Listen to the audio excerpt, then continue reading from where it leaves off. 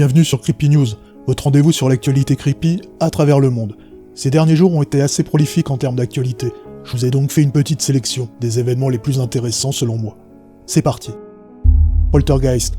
Avec Halloween, il semblerait que le nombre de manifestations paranormales soit à chaque fois à la hausse. La période est-elle propice au réveil de ses forces, ou est-elle l'occasion de faire un petit peu de buzz à moindre coût?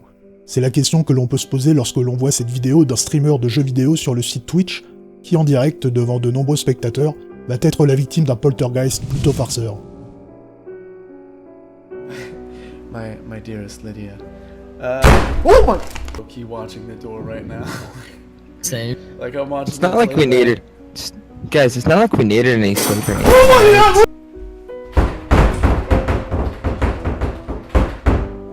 Comme vous avez pu le constater, The Rubzy, qui est le pseudonyme du streamer, semble victime d'un poltergeist.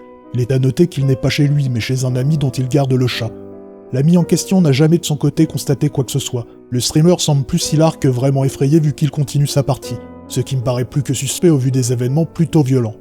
Enfin, on distingue un petit quelque chose derrière une des portes, peut-être un complice. Bref, difficile de prendre au sérieux cette vidéo. Toutefois, elle aura eu au moins le mérite d'être amusante, à défaut d'autre chose. J'ai mis le lien du stream complet de The Rubzy dans la description pour les plus courageux, avec les phénomènes en question. Ufologie. Nous partons pour le Japon dans la préfecture de Niigata, où un phénomène plutôt étrange a eu lieu dans le ciel japonais dans la nuit du 31 octobre.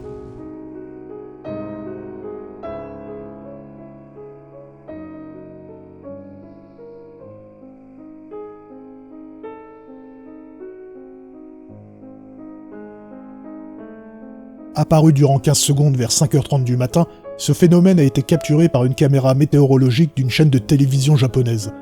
De nombreux témoins ont pu confirmer la chose. Cet ovni, ou PAN, phénomène aérospatial non identifié selon la terminologie du CNES, fait furieusement penser à une petite météorite incandescente rentrant dans l'atmosphère. Seulement les experts japonais n'arrivent pas à se mettre d'accord entre météorite ou débris spatial.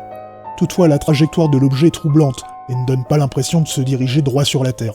Il n'en fallait pas plus pour le chasseur d'ovnis Scott C. Waring pour faire un billet sur son blog expliquer qu'il s'agissait bien d'un engin extraterrestre. Selon lui, le pilote de l'engin a commis une erreur dans la manipulation de son camouflage. Alors selon vous, météorite, débris spatial ou extraterrestre? Quoi qu'il en soit, ce phénomène est de toute beauté. Science. Il y a quelques jours, dans le cadre d'un communiqué de presse, Long Lee, professeur à l'Université d'Alberta au Canada, a communiqué plusieurs informations suite à des recherches opérées dans une grotte située à 2,5 km sous le nord de l'Ontario au Canada, où en 2013, il avait trouvé ce qu'on a appelé l'eau la plus ancienne du monde. En effet, il était estimé à l'époque que cette eau avait été séparée de la surface de la Terre il y a 2,64 milliards d'années. Toutefois, le plus incroyable, c'est qu'ils ont découvert une forme de vie non identifiée, avec son propre écosystème, qui a pu se développer sans oxygène ni lumière du soleil. Cette forme de vie microbienne tire son énergie de l'hydrogène et du sulfate créé grâce à la radioactivité des roches anciennes l'entourant. Mars, la planète rouge, dispose d'un grand nombre de roches semblables dans leur composition à celle de l'Ontario, et il est potentiellement possible d'en trouver encore plus en profondeur. Voici un indice supplémentaire qui pourrait laisser penser que la planète Mars est loin d'être stérile, malgré des conditions peu favorables à la vie. Enfin, cette découverte montre une fois de plus que la vie peut apparaître, ou tout du moins être conservée dans des conditions extrêmes, ce qui laisse beaucoup d'espoir pour les recherches de vie extraterrestre à venir, aussi bien sur Mars que sur d'autres planètes ou lunes de notre système solaire. Insolite. Dans le genre bizarre voire creepy, cette pratique est de mon point de vue édifiante. Comment mélanger sport extrême et modification corporelle? Il semblerait que via cette vidéo, Stanislav Aksenov et sa femme aient trouvé la réponse en formant un groupe de l'extrême. On peut y voir une femme sauter à l'élastique sans baudrier, mais avec des attaches fixées sous la peau du dos.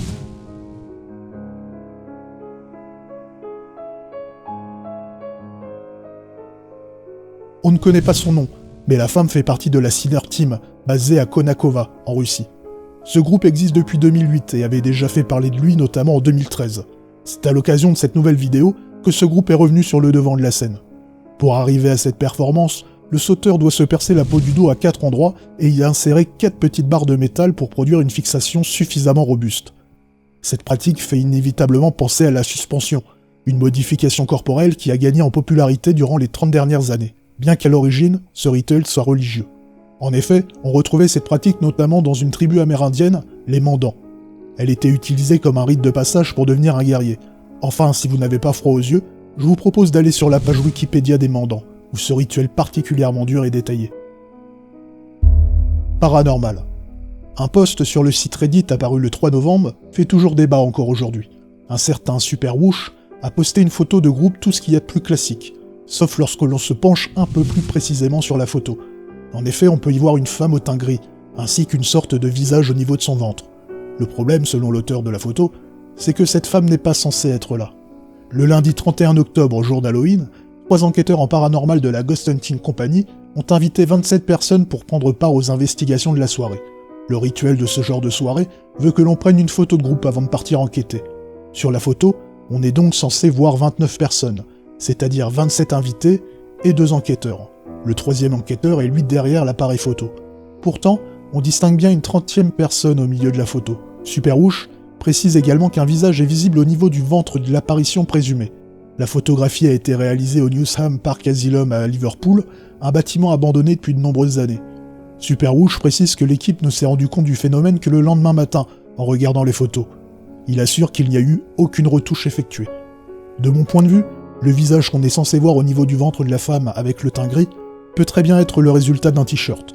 Cependant, concernant l'apparition en elle-même, difficile d'avoir de réelles certitudes. Est-ce tout simplement une 28e invitée non enregistrée? Ce teint gris n'est-il pas lié à l'ombre de la femme se trouvant juste devant? Alors, selon vous, quelle est la nature de cette invitée surprise? Comme d'habitude, on termine avec le point culture. Il y a quelques jours, un nouveau trailer en français du film Split est apparu sur la toile. Réalisé par M. Night Shyamalan, réalisateur déchu à l'origine du Sixième Sens ou d'Incassable, ce film propose un synopsis plutôt intrigant. Le voici. Les fractures mentales des personnes présentant un trouble dissociatif de la personnalité ont longtemps fasciné et échappé à la science. Il se dit que certains peuvent également manifester des attributs physiques uniques pour chaque personnalité, un prisme cognitif et physiologique dans un seul être. Kevin a manifesté 23 personnalités devant son psychiatre de longue date, le Dr Fetcher, mais il en reste une immergée, qui commence à se matérialiser et à dominer toutes les autres. Contraint d'enlever 3 adolescentes, dont Kazé, Kevin se bat pour survivre parmi tous ceux qui évoluent en lui-même, et autour de lui, tandis que les murs entre ses personnalités volent en éclats. Tout un programme. Déjà sorti aux États-Unis, il semblerait que le film tienne toutes ses promesses, malgré le thème ô combien complexe qui est proposé. Le film est prévu pour le 22 février 2017 en France, affaire à suivre. Stephen King, qu'on ne présente plus, a sorti courant octobre un recueil de nouvelles en France sous le nom de « Le bazar des mauvais rêves ». Souvent décrié, trop grand public pour certains, voire surestimé pour d'autres, j'ai malgré tout toujours gardé un souvenir agréable de mes lectures passées avec cet auteur. L'un des premiers livres que j'ai pu lire de lui fut Danse macabre, lui aussi un recueil de nouvelles plutôt inégal, mais avec malgré tout de vraies pépites, qui ont parfois conduit à des sagas comme Le Fléau par exemple. C'est donc pour cela que je vous parle de ce nouveau recueil de nouvelles, que je n'ai pas encore lu, mais qui me donne envie de renouer avec un des maîtres du genre. J'attends la lecture de ce livre avec l'espoir d'y ressentir quelque chose proche d'une Madeleine de Proust. Voilà, c'est terminé pour aujourd'hui. Je vous rappelle que j'ai créé une vidéo en vue de la préparation d'une FAQ. Je vous invite à poser vos questions dans les commentaires de cette vidéo spéciale. Comme d'habitude, si vous avez aimé ce Creepy News, partagez-le. Et si vous ne voulez pas manquer ma prochaine vidéo, abonnez-vous. Allez, faites de beaux cauchemars.